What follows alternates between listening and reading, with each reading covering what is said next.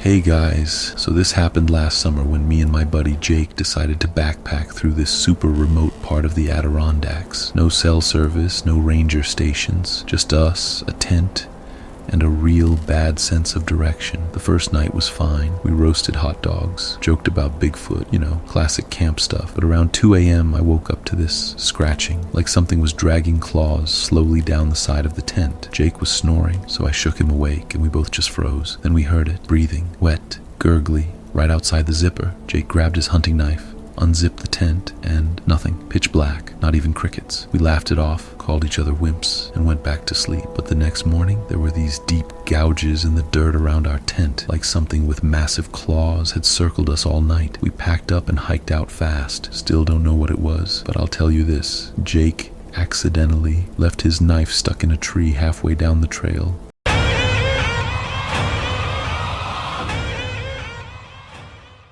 My cousin Erin talked me into camping at the state park near her college. There were 6 of us, and after a few drinks, Erin starts telling this local legend about a hiker who vanished years ago. Supposedly, if you play the flashlight game at midnight, where you shine a light into the woods and yell, "Come find me," he'll respond. Obviously, we tried it. Erin stood at the edge of the firelight, pointed her flashlight into the trees, and shouted. We waited. Then, way off in the distance, another light flickered once, like a signal. Everyone screamed, laughed, but 10 seconds later, Erin's flashlight died, and I mean died. Fresh batteries and everything. We went to bed, but I kept hearing twigs snap. Around 3 a.m., I unzipped the tent to pee and saw it, a dim, bobbing flashlight deep in the woods. Then a voice rasped, "Found you." The next morning, Erin was gone. They never found her, but rangers did discover an old flashlight half buried near our site. The batteries were rotted, and it was still turned on.